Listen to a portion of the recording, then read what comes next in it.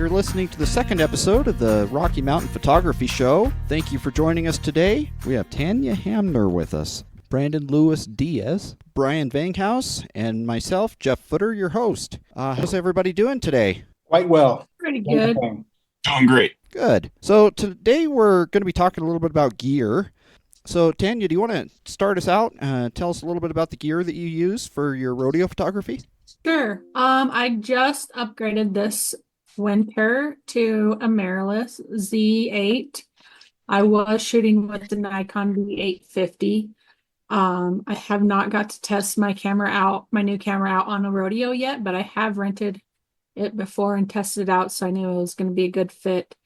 I have researched a lot on the mirrorless versus the DSLRs, and I'm not sure if they're better or not. They do handle the low light way better which is what I need, is the better low light handling. But I have heard there's contradiction with professionals on whether the mirrorless prints as good quality as like the D5 and the D850. So it'll be interesting to see what I find out from that experiment. But other than that, I shoot with a 70 to 200 aperture at a 2.8 lens. And I have 3 different lenses that I use at different rodeos. It just depends on what my mood is and what my style is going to be and what I'm looking for that day. So I switch it up quite a bit depending on what I want for that rodeo. But if I can only use one lens, that'll be the 70 to 200. And Brandon, do you want to take over and tell us a little bit about what gear you use? Certainly. So I, as well, just recently upgraded from a DSLR. I was previously using Canon 5D Mark IV, and then I used the 7D Mark II as a backup. But recently I got rid of my 5D and purchased the Canon R5 mirrorless. So this is what I use all the time. It's the only digital camera that I have at the moment. So the lens that I currently have on it is Sigma Art Series. That's all I use. All my lenses are Sigma Art Series. So this one is a 24 to 105 f4. I just recently purchased this beautiful Sigma Art Series 135 millimeter portrait lens. It's a 1.8. I also have a Sigma Art Series 14 to 24 wide angle. And lastly, I have a 70 to 200, which I use the overwhelming majority of the time, especially when I shoot sports, when I shoot the rodeo. As Tanya mentioned earlier, like I also shoot our local rodeo in Cody, Wyoming. So this is what I use most of the time, is the very trusted 70 to 200.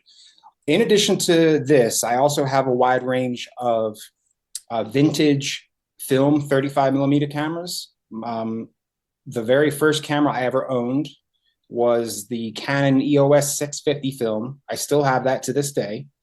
I have a couple of Pentax K1000s, a Canon AL1, and a Pentax ME Supra. Nice. I've still got my first camera too, which is a Minolta XE7. Nice. I don't know if you're familiar with that one at all, but it's a really great camera. Brian, do you want to tell us a little bit about your gear? Sure. I'm a Canon guy, and I was shooting a 5D Mark IV and a 1DX. And when the R came out, I decided to go mirrorless, so I sold all of that, and I now I have the R5 and the R5 Mark II. I switched everything to RF glass, so I am shooting the 24 to 105, the 70 to 200, the 15 to 35, and the 100 to 500. So as for me, I've actually got a bit of a unique body. I've got a Panasonic Lumix S1R, which is a great camera for what I do, which is mostly nature, landscapes, things like that. It doesn't do quite as well for wildlife or sports, just because the autofocus on it isn't that great. But it's a great little camera. Well, it's not little, it's a huge camera, but it's a pretty good camera. I shoot with Sigma lenses also. And the biggest reason for that is because of the L mount alliance, which Panasonic, Leica, and Sigma all make lenses for each other and use the same lens mount, I should say. So I do use a lot of Sigma lenses. The only adapter for other third-party lenses that's the only third-party autofocus adapter, I should say, works with Canon lenses. So I do have a couple of cheap Canon lenses, just because they're pretty affordable for the old EF lenses because the mirrorless is kind of taken over. And I've got a 28-105 Sigma lens. I have a 20-60 Lumix lens, which is a pretty cheap lens. It's only about a $300 lens, but absolutely impressive. That 20-60 full frame, I mean, it goes pretty dang wide to be able, and then tight enough to be able to use it like a portrait lens, which has kind of impressed me. And I also have a 15mm Voigtlander lens that I use probably more than anything else. But yeah, that's what I've got. Tanya, you ever been to Pendleton, to the roundup there, to take pictures of it? Yes. I've had I've been there 3 times as a PRCA photographer in the grass, and a couple of times before I was a PRCA photographer outside the grass. So Nice. That's actually where I'm from, so that's why I ask. I'm one of those silly photographers who trusts a PVC pipe. What about you, Brandon? Where do you go to do your photography, your rodeo photography? Just Cody, or do you ever travel? I do a bit of traveling, nothing too extreme. So the rodeo, I just recently got hired at the Cody Rodeo last season, in the beginning of last summer, and I'll be shooting at the Cody Rodeo this season as well, and so on. So I'm from Powell, which is just one town over from Cody. In addition to that, I've gone to Billings, Montana, a handful of times for photo shoots, but the majority of my photo shoots happen right here in Park County, Wyoming. A lot of them in Cody. Yeah, but I've spent quite a bit of time going through Park County. I'm from Riverton. I live in Okay. Riverton now, so going up to Yellowstone, I'll either go through Cody quite a bit or through Jackson. Either way, gets me there in about the same amount of time, so it doesn't really matter. They're both pretty drives, so Yeah. yeah, I don't get to travel nearly as much as I'd like. And having 4 kids at home, that's makes it tough. But I hope to go to Rocky Mountain National Park here before too long. It's down in Denver. I spend quite a bit of time in Denver, but I've never actually been there, so that's kind of on my bucket list. I've traveled all over Oregon, taken pictures pretty much everywhere there. That's pretty much about it for my travels. What about you, Brian? Do you ever travel? That's pretty much all I do. I'm Midwest based, but I'm out west all the time. In Wyoming most of the time. I have friends in Jackson and in Lander that I stay with, so I'll be out there and I've been out there for months at a time before. Um, Also New Mexico, Utah, Idaho, Arizona. Um, I have really never really shoot east anywhere, so if I'm not in the Midwest, I'm out in Wyoming normally, or Utah. I spend a lot of time too as well.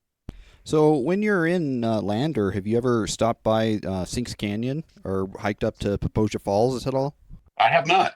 Usually when I'm in Lander, it's just staying with a friend of mine, and then it's heading out to over into Jackson and Grand Teton and Yellowstone and stuff like that. Gotcha. Well, next time you're in Lander, look me up. Take you out for dinner or something. I'll be there in September, actually. Oh, nice. What are your specialties? I know Tanya, you do rodeo photography. Do you do anything else as far as photography? Do you ever do any kind of landscapes, portraits, things like that? My main specialty is rodeo and ranching photography. I'm actually going to be in London May 1st through the 10th for a gallery show. My photos of the Western Cowboy in Wyoming are being showcased at the Brick Lane Gallery. So I'm going to go over there for reception night. And I also teach photography at Western Wyoming Community College. And so that takes up my fall and springtime. But I love doing the ranching photography, just to showcase and be an ambassador for ranching and agriculture. That's the best way to do it that way. I just love rodeo, but I do a little bit of landscape now and then. I don't feel like I have the eye for the landscape photography like some people do. And I do once in a while do wildlife that I enjoy doing wildlife. It's similar to rodeo. You have to be quick and you have to know what you're doing and really understand the animals. So I feel like that's pretty good. I in May I usually travel up to Yellowstone to get photographs on wildlife and have some fun tourist photos with the bears. So What about you, Brandon? What are your favorite types of photography? So I'm, I guess, often referred to as a portrait photographer, but really I prefer to say people and animals. More people than animals. But I say that because I do, while I do portraits, I also do a lot of editorial style, a lot of documentary style photography, a lot of candids. I love taking candids. I do, as I mentioned, portraits like posed shots, whether it's senior pics, weddings, couples, engagement, family pics, things like that. But I also do local sports. I do local high school sports, the local college sports, as well as the rodeo.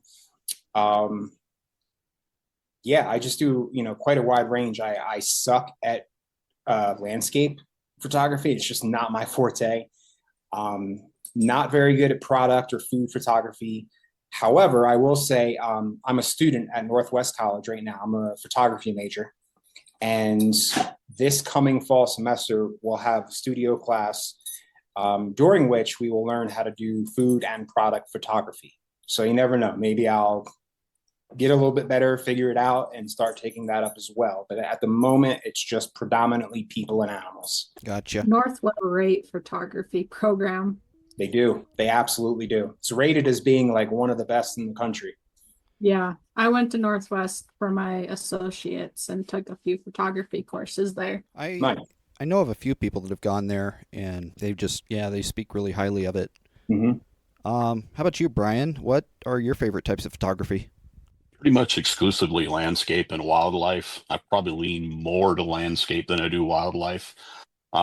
In wildlife, I'm kind of heavy on wolves. I do a lot of wolf photography, as well as I teach one-on-one and group workshops out on locations, for different landscapes and stuff like that. So, but I'm more heavily landscape than I am wildlife, but I'm looking to change that. I want to do more wildlife here pretty soon, I hope, anyway. Yeah, I'd kind of like to try wildlife, but I don't have the. First of all, I'm not a very patient person, which hinders me in my landscapes because that's what I typically do is landscapes, nature photography. Um, Sometimes trying to wait for the right light and stuff like that. I'm not good at. But yeah, waiting for wolves, waiting for bears. It just it's not my thing, and I don't have the gear for wildlife photography either. Um, I do love looking at it. I like a lot of other people's wildlife work and love to go through it. So definitely send me links to your websites and I'll check them out. So back to gear. I mean, what annoys you the most when somebody is it when somebody asks you what kind of camera do you use? Your pictures look amazing, or is it something like how much did your camera cost? You must have spent a lot of money on it, or something like that. And what kind of questions just kind of irritate the heck out of you? Oh, my favorite question is what lens should I get to shoot a rodeo with? Seems to be like the common question for all amateur photographers. What camera and lens should I get? And it's just like you got to know what your style is going to be. What style do you want to go with? And that's going to tell you what your gear is going to be. Like every rodeo is so different. Every time I go to Yellowstone to shoot the wildlife, it's going to be a different day. The light's going to be different. So just knowing what you have to work with is gonna tell you what type of gear to get. Like if you're in a low light situation, you're gonna need a camera that can handle low light. But if you're out in the middle of the day all the time, then that's not something you need to look at. And so that's always the loaded question is what lens do I need for this rodeo?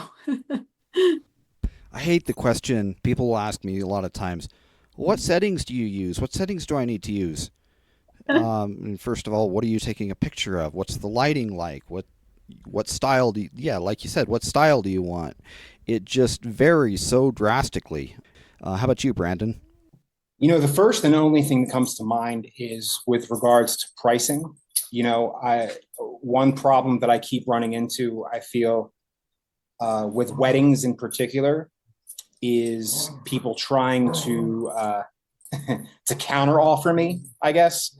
Like I'll give them my set price, my base package for a wedding, and they'll say, "Oh, well, the wedding is only going to be 2 hours, and we only have 24 guests. So can you do it for $200?"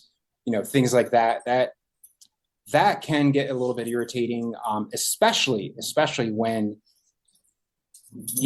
that particular client is almost always the client that will come back a few days later and tell you that they want to cancel because they have quote unquote an aunt with a nice camera.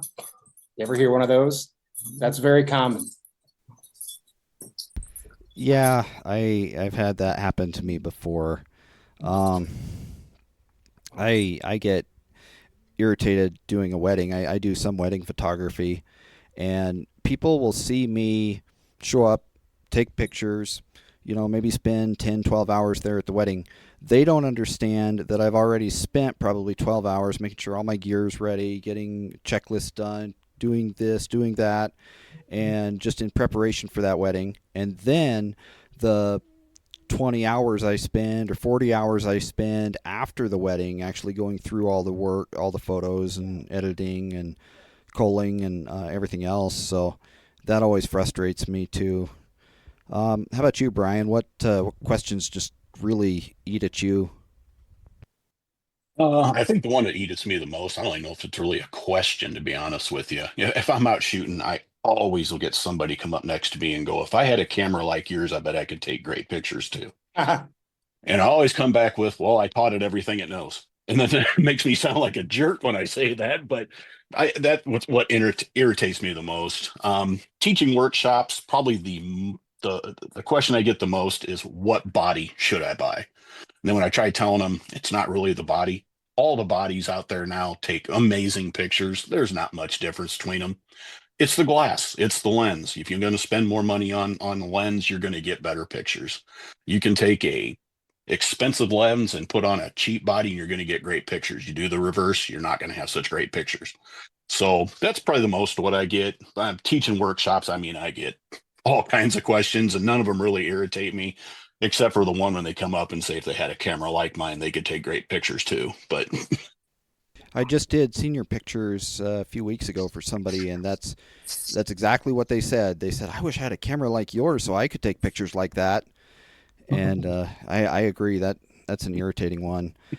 And I agree with you about the camera bodies. I've got a backup camera system, which is an old Canon 70D digital SLR, and I've got a good set of lenses and stuff for that. I just kind of keep it separate from my Panasonic stuff, and I've used it several times to do like fine art nature stuff and actually won awards with pictures I've taken on that. Like you said, you can't really get a bad body anymore. I think you could probably go to Walmart and buy a $300 digital SLR and have just as good a camera, really. I mean, you got a crop sensor, but almost just as good a camera as any professional grade camera.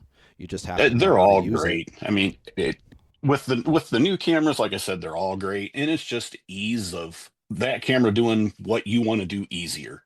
The menus may be easier, or you got more frames per second for wildlife stuff like that. But as far as producing an image, they're all amazing. I mean, I've seen iPhone images that'll blow half of these DSLRs away. So Absolutely. That's one thing that I love about where I teach at Western.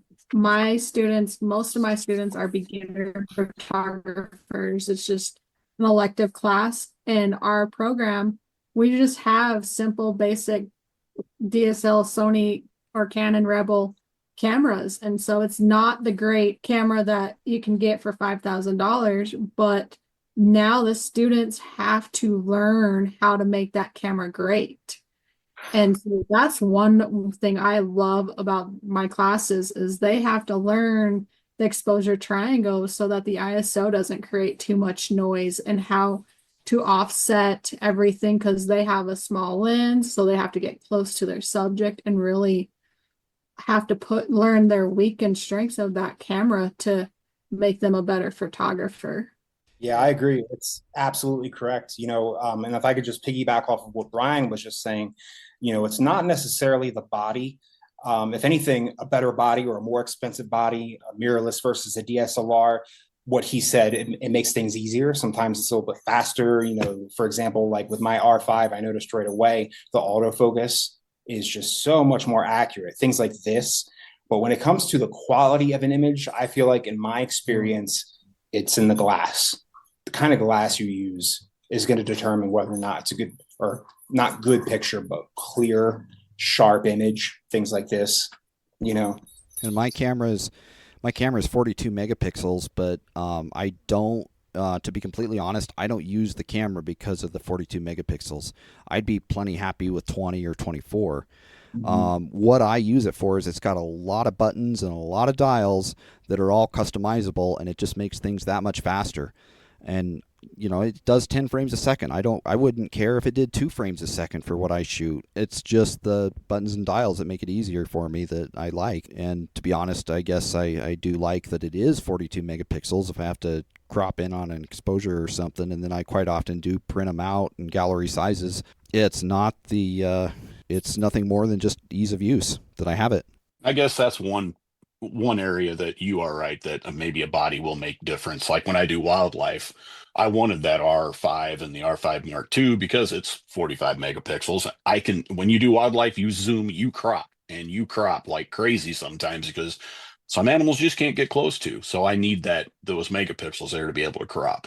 Yeah, other than cropping, really, I don't see an advantage to having a high megapixel camera, which there are some that are pretty impressive now. You can get I think the Sony A7R5 is 62 megapixels or something like that. The Sigma FPL is 60 some megapixels. It's just getting crazy. I can see it with medium format cameras like the Fujifilm GFX 100 that it's a 100 megapixel camera. Well, it's a medium format camera, so that makes sense. But for a small DSLR to have that, not DSLR, but a small mirrorless camera to have that kind of resolution is just mind-blowing. Yeah. I will say I've noticed a huge difference in the mirrorless of how good quality the photos are with low light. Yeah. That I'm like, wow, how is this even possible? That area has been a big game changer.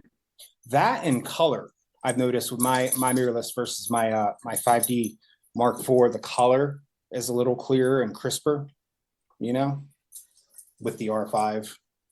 I have a question. Has any one of you ever shot with a Leica? I have not.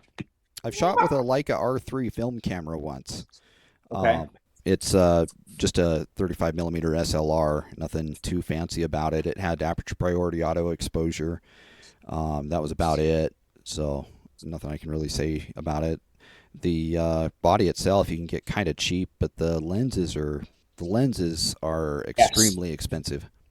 I agree. I noticed that. I want to the goal / hope is, provided things work out for me later on this year, invest in a Leica.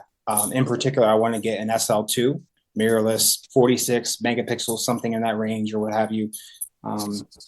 But I feel like I've heard almost nothing but wonderful things about them. German technology, it makes sense, But as far as glass goes, I agree with you, Jeff. Their lenses are very expensive, upwards of 2,500, 3,500, 5,000 sometimes, depending on the lens. That being said, as I mentioned earlier, I prefer to stick with Sigma Art Series lenses. I'm pretty brand loyal. And I just found out that Sigma Art Series, they make an L mount lens, and they are significantly cheaper than Leica lenses.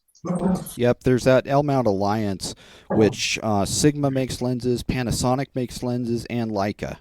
So you could Mhm. use any of those three lenses, and it's kind of nice because if you can't find it in, say, a Panasonic, you might be able to in a Sigma, the specific lens you're looking for. Or you can't find a Sigma, you can find a Panasonic or a Leica if you really want to pay that money. But the those lenses also, a lot of the Sigma lenses are quote unquote Leica certified. So if they have the red R on them, it means that they are actually Leica certified by Leica to be up to their standards. So a lot of the Sigma lenses, a lot of the Panasonic lenses are. So just watch out for the red, and you're going to be good as far as quality. Good to know. I still love film. Yes, definitely. I love shooting medium format Yeah. over I've Yeah, I'm taking one of my classes that I'm taking at Northwest right now. It's a 4x5 class, medium format camera. So that's predominantly well, it's all we take obviously for that class, 4x5. At the moment, we're just taking black and white, which is fine. I love black and white film. But yeah, and a variety of different things, whether it's product, we have projects, we have architecture projects, we have a portrait project coming up soon. So it's really interesting, and the progression of the class is interesting as well, because when we first started with the course, we had to start with these almost seemingly handmade pinhole cameras, and you just put the film in the back of the camera or what have you. But now we're moving up to actual real deal cameras that we're using in the studio. So that's been a lot of fun. The quality of the images, the sharpness, it's truly amazing. I'm a big fan. I had a 120 medium format camera that I sold about 2 years ago, and I missed the heck out of it. I've got a bunch of 35 millimeter cameras that I shoot once in a while, but I do miss that medium format. Yeah. I always say if you're gonna shoot black and white, shoot in film. If you're gonna shoot in color, shoot in digital. Yeah. What is your favorite film, Tanya? I love the large format, but it's always so hectic to carry everywhere. But so I love the Yashica EM 120 medium format is one of my favorite cameras to shoot with. Have you ever shot with Rolly RPX film? I have not. I absolutely love the way that looks. That's my favorite for sure. Comes in 25 ASA. It's super, super fine grain. It just looks amazing. How about you, Brandon? What kind of film do you like to shoot? So for the time being, I try to stick to what I know, what I'm comfortable with. Because as I just mentioned, I'm taking the 4x5 class, but I'm still taking the class. So I'm not too well versed on medium format yet. However, 35 millimeter film is what I like to stick to when I do film. Usually one of two options. The first camera I ever owned, which is the Canon EOS 650 film, I believe, don't quote me on this, I want to say it came out in the 80s, maybe the early 90s. But for being 30 to 40 years old, the images are very, very sharp, very clear. It does not look vintage at all. So if I want some clear, sharp, black and white film images, I use that camera, okay? Portraits, things like this. And then if I want something to intentionally look vintage, I use my Pentax K1000. Yeah, I've got a Canon EOS A2, which is a great camera, and I'm not sure exactly when it came out. It might have come out in the late 80s or the early 90s, but right in that same time frame. Yeah, film is fun. I actually started out shooting film, but boy, I tell you what I do.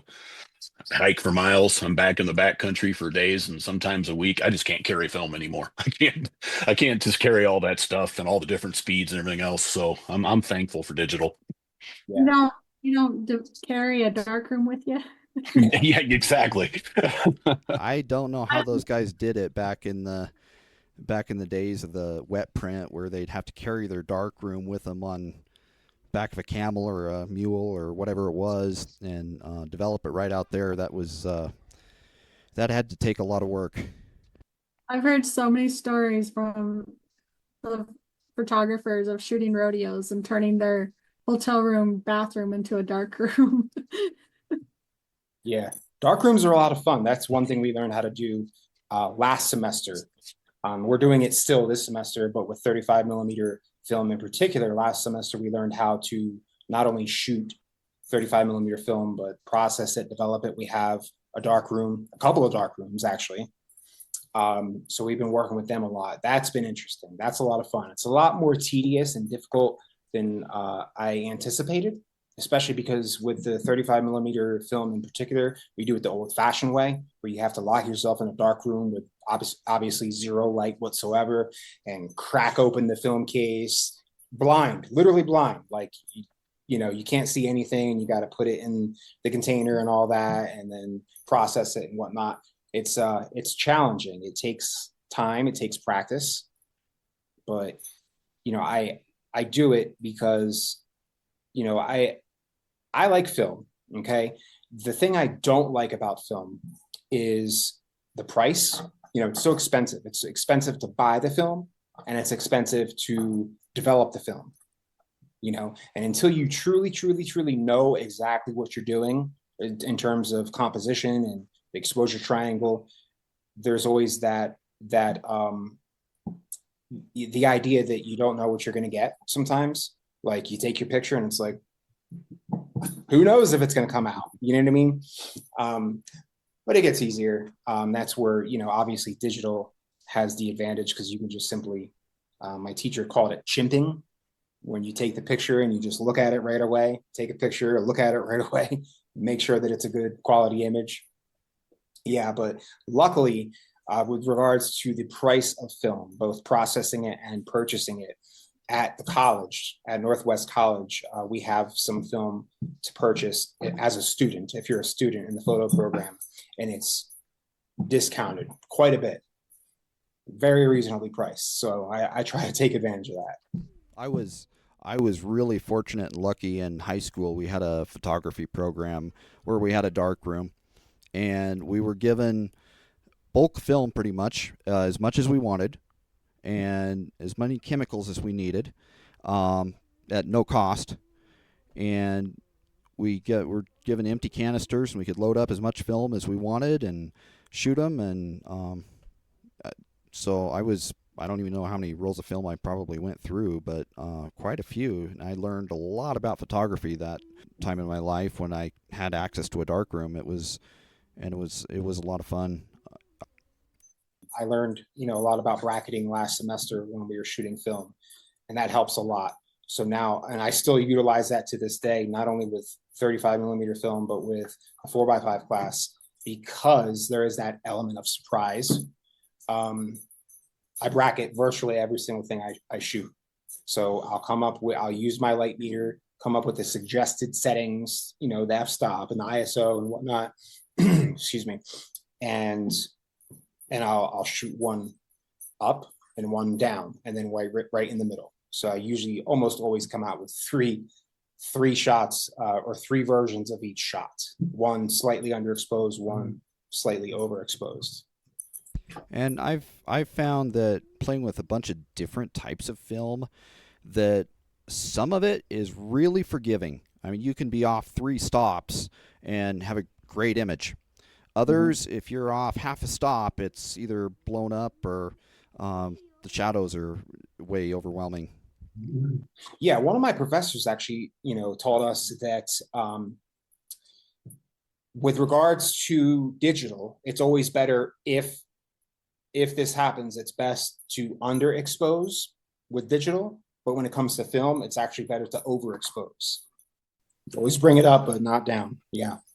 I learned digital cameras now, the screens on the back, one thing to keep in mind is those are backlit. So everything looks brighter. So a lot of people tend to underexpose when they're looking at those screens. I always say expose to the right and just go a little brighter than because it looks brighter on the screen than what it actually is. Because if you're doing landscape, you're looking at the back of that screen, the sky looks blown out. So what do? You underexpose trying to bring that detail out in the sky, and pretty soon everything else is just your shadows are ruined and everything else when you get it into post. So I always expose to the right and bring it brighter. Yeah. I learned Yeah, I know. I learned a really important lesson with my first digital camera. I was in Oregon at Silver Falls State Park, and I went hiking to this waterfall I'd never been to before, and it was like a 4 mile hike. I was wearing sunglasses, and I kept looking at the back of my screen and thinking, "Wow, these are just way underexposed. How would I add 2 stops? That's still underexposed. I'll add another stop. Okay, it looks about right."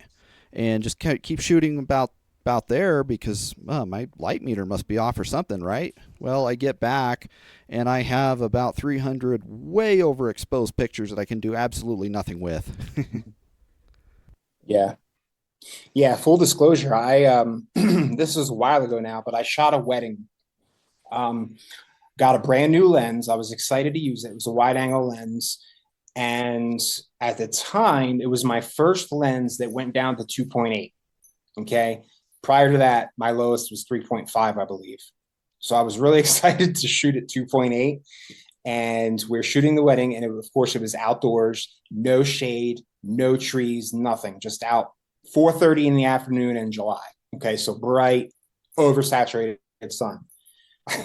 I wanted to shoot it at 2.8, and I noticed right away that the images were blown, just overexposed, blown out.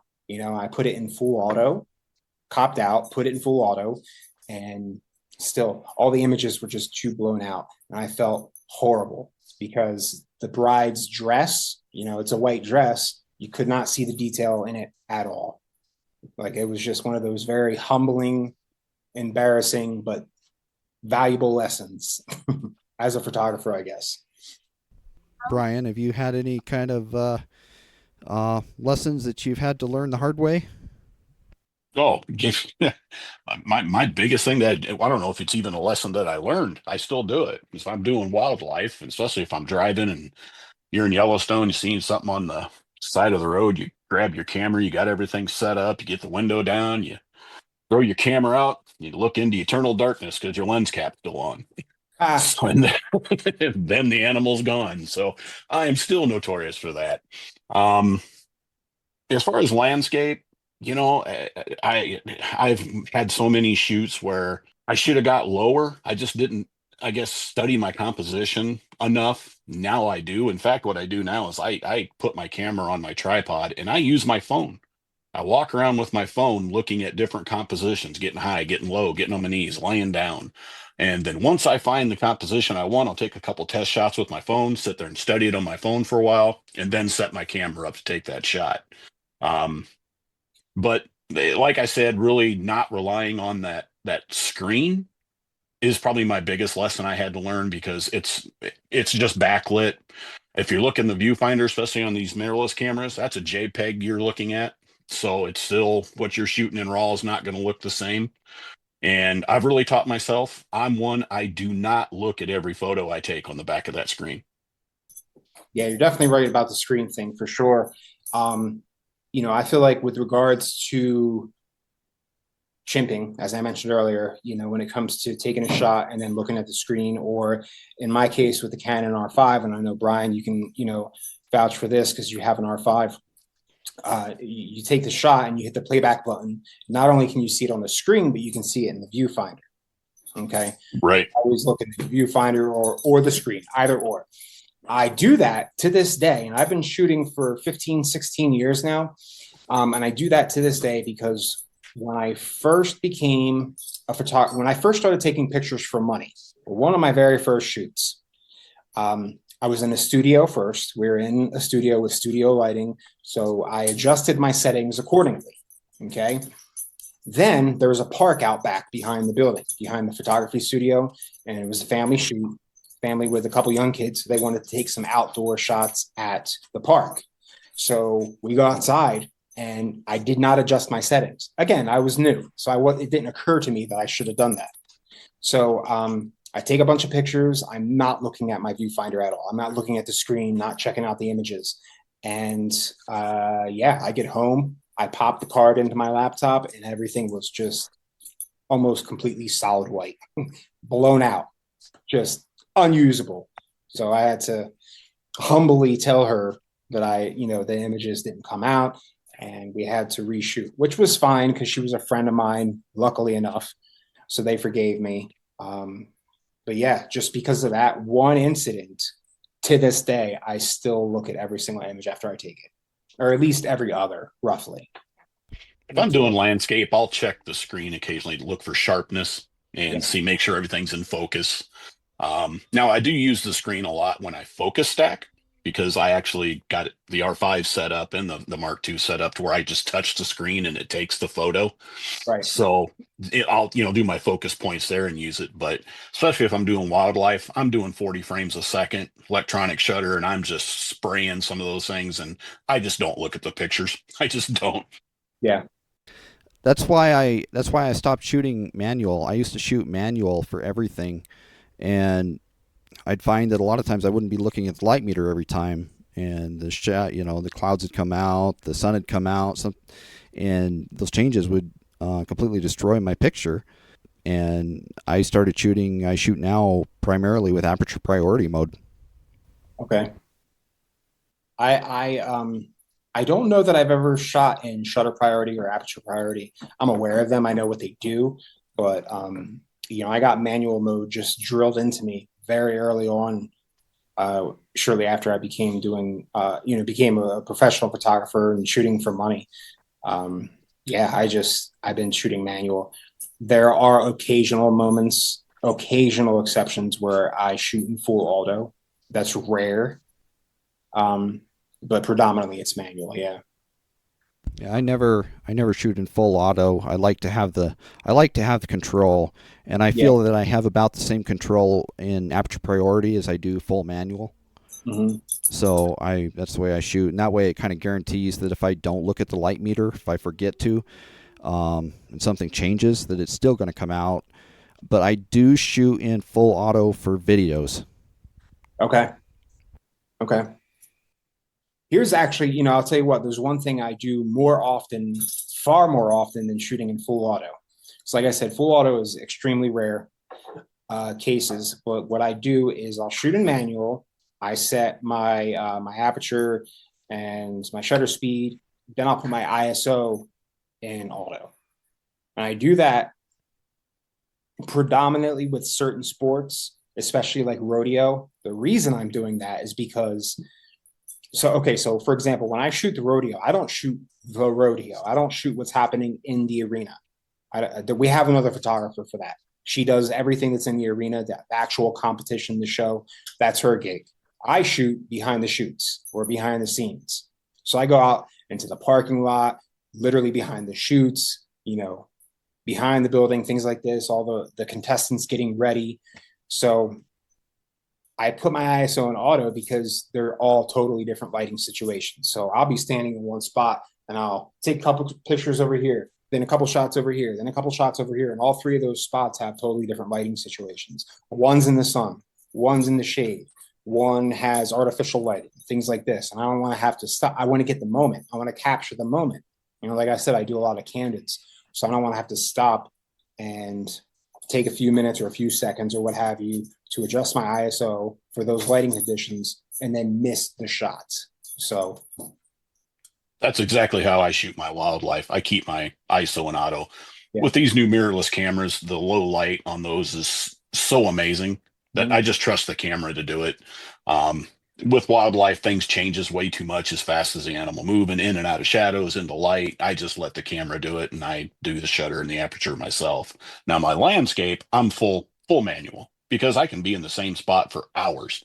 Sometimes from sun up to sundown, I just change with the light, and I got plenty of time to change everything I want to change, and get a few shots and wait for the light to change again. But yeah, with these new mirrorless cameras, it's no problem with auto ISO. Mm-hmm. I really like. My dad has a Fujifilm camera, and if you're to shoot full auto, I've played around with his camera quite a bit. I love that they put the aperture ring back on the lens where it goes. because that just feels so much more natural to twist the aperture ring on the lens than it does a knob on the camera. That I is one sh- of the things I like about the RF glasses. That ring on the glass, you can program to have it change whatever you want. So I put mine to ISO, and if I do want to change it, that's what I grab to change it. I shoot everything in manual. I do. My ISO is manual. My shutter, my aperture's all manual mode. Even my white balance, I set that as a manual custom temperature. The only thing that's auto on on my cameras when I shoot is the focus. Yeah. I always shoot with manual white balance. I never set that to auto because you can shoot. I don't. With every digital camera I've had, you can shoot the exact same thing 10 times and have the white balance a little bit different every time. It's not that accurate. Yeah.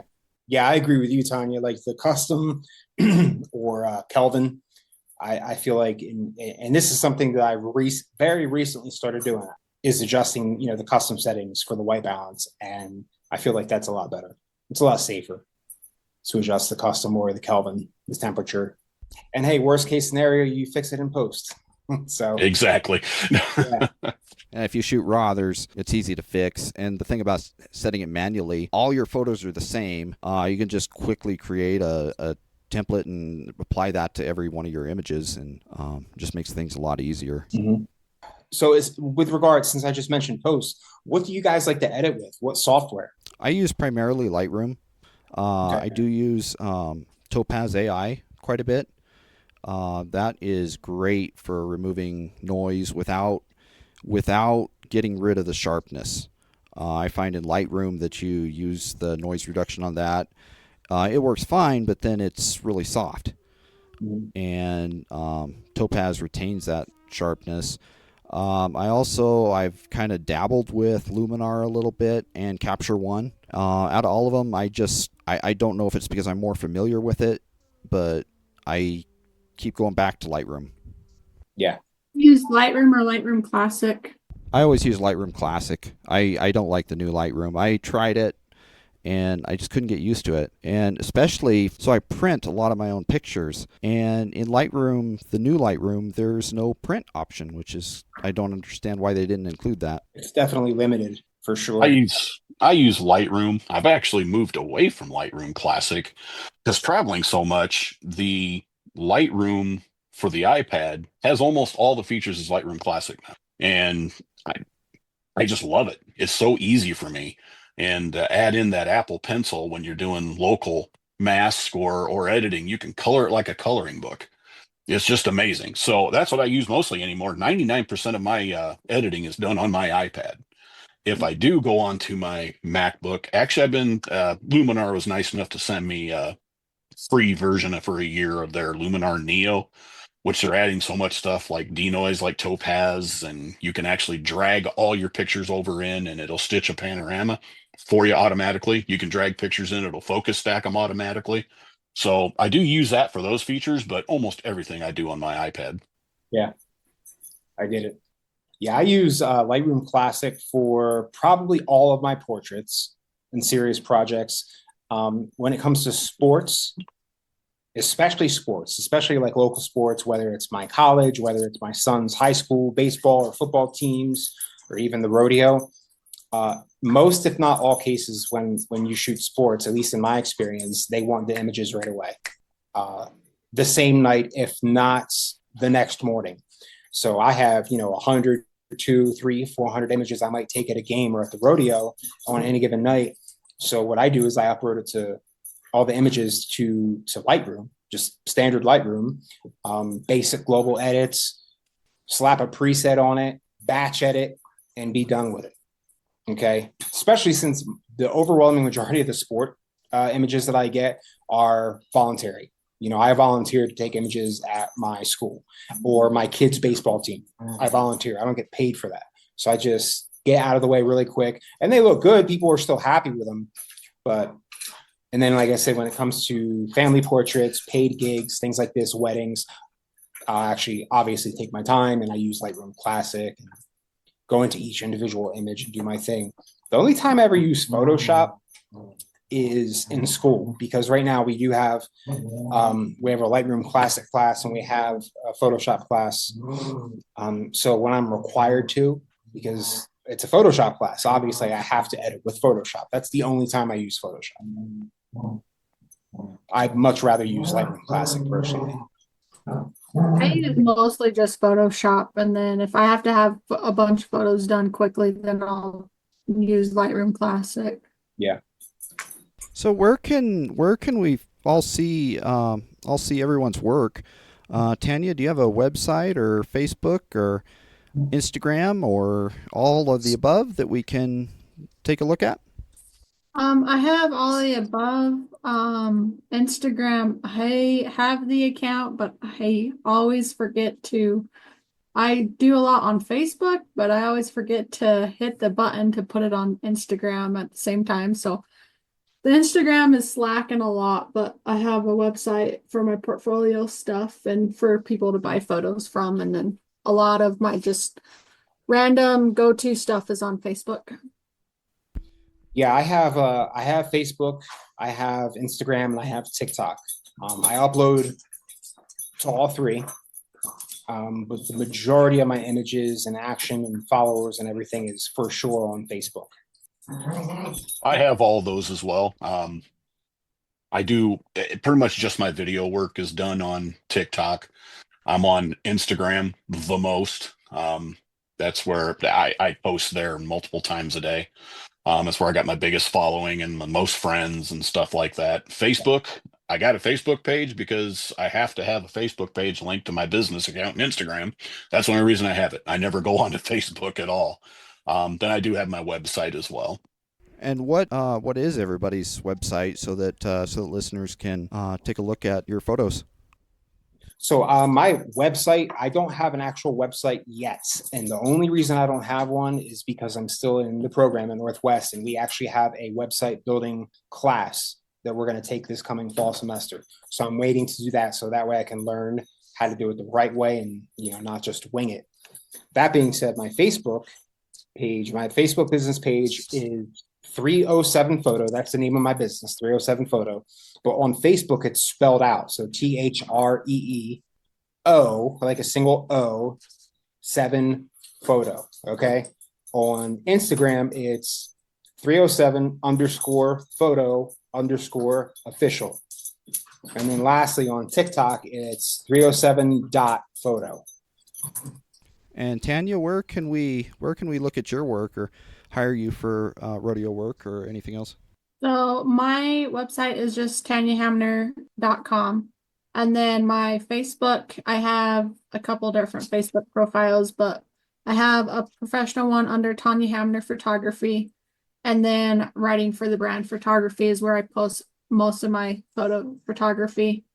My website is www.yophotos.us, facebook.com/JeffFooterPhotography, and JF Photos Wyoming in Instagram.